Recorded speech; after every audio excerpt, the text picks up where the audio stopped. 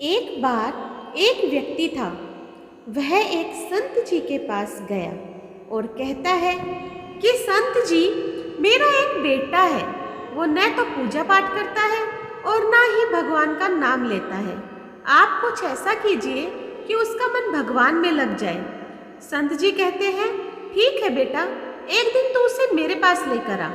अगले दिन वो व्यक्ति अपने बेटे को लेकर संत जी के पास गया। अब संत जी उसके बेटे से कहते हैं, बेटा बोल राधे राधे। बेटा कहता है, मैं क्यों बोलूं? संत जी कहते हैं, बेटा बोल राधे राधे। वो इसी तरह से मना करता रहा और अंत तक उसने यही कहा कि मैं क्यों कहूँ राधे राधे। संत जी ने कहा, जब तुम मर जाओगे और यमराज के पास जाओगे, तब यमराज तुमसे पूछेंगे कि कभी भगवान का नाम लिया, कोई अच्छा काम किया, तब तुम कह देना कि मैंने जीवन में एक बार श्री राधा रानी के नाम को बोला है, बस एक बार। इतना बताकर वह चले गए। समय व्यतीत हुआ और एक दिन वो मर गया। यमराज के पास पहुंचा। यमराज ने पूछा, कभी कोई अच्छा काम किया है? उसने कहा, मैं महाराज, हाँ किया है। मैंने जीवन में एक बार श्री राधा रानी के नाम को बोला है। आप उसकी महिमा बताइए। यमराज सोचने लगे कि एक बार नाम की महिमा क्या होगी, इसका तो मुझे भी नहीं पता है। यमराज बोले, चलो इंद्र के पास, वो ही बताएंगे। तो वो व्यक्ति बोला, मैं ऐसे नहीं जाऊंगा, पहले पालकी लेकर आओ, उसमें बैठकर जाऊंगा। यमराज ने सोचा ये बड़ी मुसीबत है। फिर भी पालकी मंगवाई गई और उसे बिठाया। 4 कहार लगाए गए। वो बोला, यमराज जी, सबसे आगे वाले कहार को हटाकर उसकी जगह आप लग जाइए। यमराज जी ने ऐसा ही किया। फिर जब मिलकर इंद्र के पास पहुंचे और बोले कि एक बार श्री राधा रानी के नाम लेने की महिमा क्या है?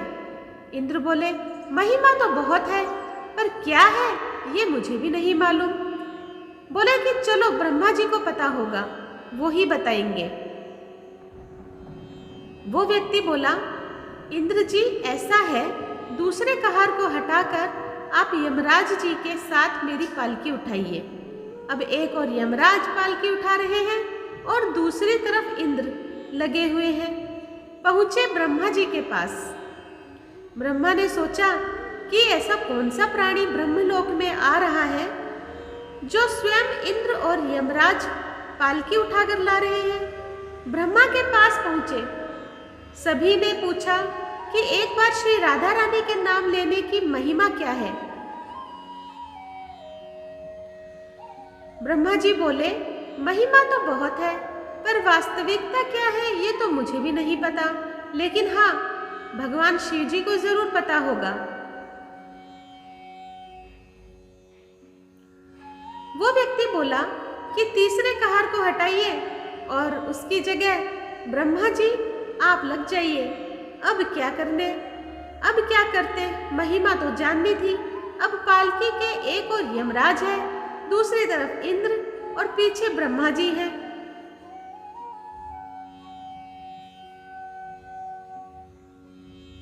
सब मिलकर भगवान शिव के पास गए और भगवान शिव से पूछा कि प्रभु, श्री राधा रानी के नाम की महिमा क्या है? केवल एक बार नाम लेने की महिमा आप कृपा करके हमें बताइए। भगवान शिव बोले कि मुझे भी नहीं पता, लेकिन भगवान विष्णु जी को जरूर पता होगा। वो व्यक्ति शिव जी से बोला कि अब आप भी पालकी उठाने में लग जाइए। इस प्रकार ब्रह्मा, शिव, यमराज और इंद्र चारों उस व्यक्ति की पालकी उठाने में लग गए और विष्णु जी के लोक पहुंचे।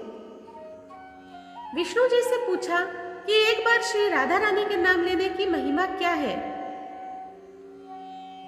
विष्णु जी बोले, अरे जिसकी पालकी को स्वयं मृत्यु का राजा यमराज, स्वर्ग का राजा इंद्र, ब्रह्मलोक के राजा ब्रह्मा और साक्षात भगवान शिव उठा रहे हो, इससे बड़ी महिमा क्या होगी? जब सिर्फ एक बार श्री राधा रानी नाम लेने के कारण आपने इसको पालकी में उठा लिया है, तो अब ये मेरी गोद में बैठने का अधिकारी हो गया है।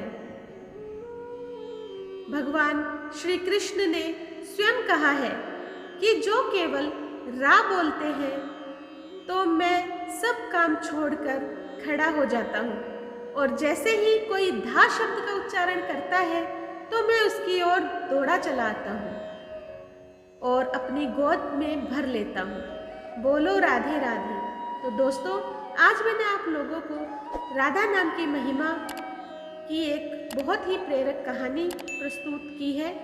आप लोगों को कैसी लगी मुझे कमेंट बॉक्स में ज़रूर बताइएगा।